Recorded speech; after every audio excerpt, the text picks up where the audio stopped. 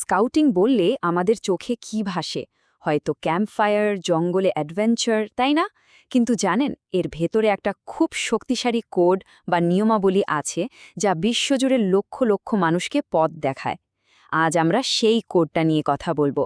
জানব সেই নীতিগুলো সম্পর্কে, যা একজন সাধারণ মানুষকেও অসাধারণ দায়িত্বশীল করে তোলে। চলুন তাহলে শুরু করা যাক। এই প্রশ্নটাই কিন্তু স্কাউটিং দর্শনের একেবারে কেন্দ্রে। এটা শুধু একটা কথা না, এটা একটা অঙ্গীকার, যা স্কাউটদের প্রত্যেকটা কাজের ভিত্তি। এই একটা প্রতিজ্ঞাই যেন তাদের পরিচয় আর লক্ষ্যের মূল চাবিকাঠি। চলুন দেখি কি সেই প্রতিজ্ঞা।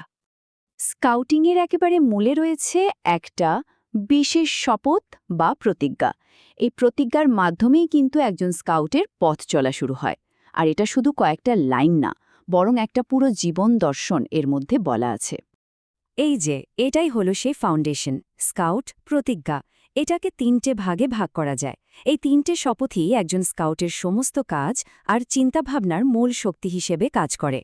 প্রতিজ্ঞার প্রথম অংশটা হল সৃষ্টিকর্তার প্রতি আনুগত্য আর নিজের দেশের প্রতি কর্তব্য পালন করা।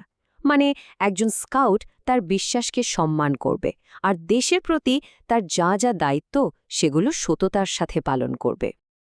এর পরের যে অঙ্গীকারটা, সেটা হলো নিঃস্বার্থ সেবা, সর্বদা অপরের সাহায্য করা। এই কথাটার মানে হলো একজন স্কাউট সব সময় অন্যের প্রয়োজনে এগিয়ে আসবে, কোনো কিছুর বিনিময়ে নয়। এটাই কিন্তু পরোপকারের আসল ভিত্তি। আর প্রতিজ্ঞার একদম শেষ অংশটা আমাদের স্কাউট আইনের দিকে নিয়ে যায়। এই অঙ্গীকারটা একটা সেতুর মতো কাজ করে, যা স্কাউটের প্রতিশ্রুতিকে প্রতিদিনের জীবনে কাজে লাগানোর নিয়মগুলোর সাথে জুড়ে দেয়। তো প্রতিজ্ঞা তো হলো ফাউন্ডেশনটা, তাই না? কিন্তু সেই ফাউন্ডেশনের ওপর বিল্ডিংটা তৈরি হয় আইনের মাধ্যমে। স্কাউট আইনগুলো হলো সেই নির্দিষ্ট নিয়ম যা প্রতিজ্ঞাকে বাস্তবে রূপ দেয়। চলুন এবার আইনগুলো দেখে নেওয়া যাক। স্কাউট আইনটাকে মূলত ৭টা নীতিতে ভাগ করা হয়। এই ৭টা আইন কিন্তু আলাদা আলাদা কোনো নিয়ম না, বরং একটা আরেকটার সাথে জড়িত। এগুলোই একজন স্কাউটের চরিত্র আর আচরণের একটা স্ট্যান্ডার্ড তৈরি করে দেয়, যা তাদের প্রতিজ্ঞাকে বাস্তবে রূপ দিতে সাহায্য করে। তো এই ৭টা আইন কিন্তু একজন স্কাউটের জন্য একটা কমপ্লিট গাইডবুকের মতো। যেমন ধরুন, সকলের বন্ধু হওয়ার নীতিটা ভ্রাতৃত্ববোধ শেখায়, আবার মিতব্যয়ী হওয়ার শিক্ষাটা সম্পদের সঠিক ব্যবহার শেখায়। আত্মসম্মান থেকে শুরু করে চিন্তা আর কাজের শুদ্ধতা সবকিছুই এর মধ্যে আছে। এই আইনগুলো শুধু মানতে বলা হয় না, এগুলোকে জীবনের একটা অংশ করে নিতে বলা হয়।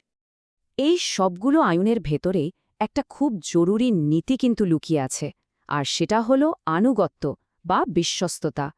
এটা শুধু নিয়ম মেনে চলা না, বরং নীতির প্রতি একনিষ্ঠ থাকা আর নিজের দলের প্রতি অনুগত থাকার একটা মানসিকতা।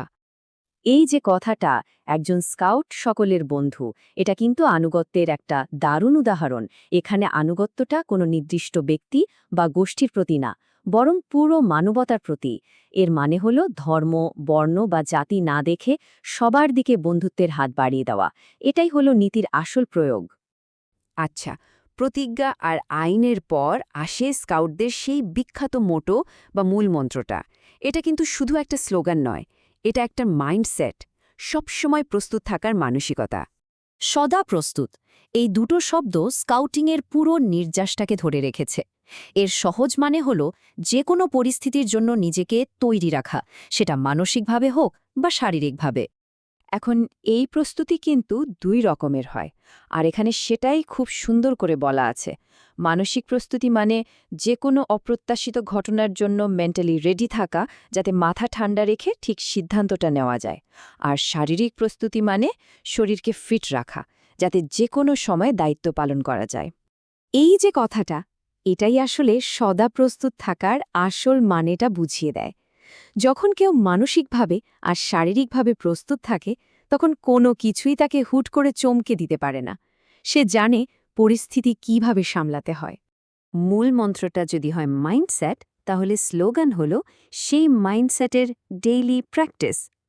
প্রতিজ্ঞার যে অংশটা ছিল অপরের সাহায্য করা, সেই আইডিয়াটাকে অভ্যাসে পরিণত করার এটাই হল পথ। একবার ভেবে দেখুন, কত সহজ কিন্তু কি পাওয়ারফুল একটা কথা। প্রতিদিন অন্তত একটা ভালো কাজ করা। এই ছোট্ট একটা অভ্যাসই কিন্তু সমাজে অনেক বড় একটা ইতিবাচক পরিবর্তন আনতে পারে।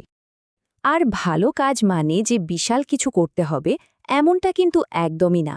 এই সহজ উদাহরণগুলোই দেখুন না, কাউকে রাস্তা পার হতে সাহায্য করা বা একজন তৃষ্ণার্থকে জল দেওয়া, এরকম ছোট ছোট কাজও এই স্লোগানের মধ্যে পড়ে। আসল উদ্দেশ্য হল সেবার মানসিকতাটা তৈরি করা, যা সেই মূল প্রতিজ্ঞারই একটা অংশ। তাহলে এই পুরো আলোচনার শেষে প্রশ্নটা কিন্তু আমাদের সবার কাছেই ফিরে আসে।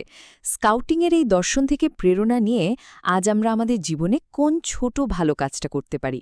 উত্তরটা হয়তো আমাদের চারপাশেই আছে, শুধু একটু খুঁজে নিতে হবে।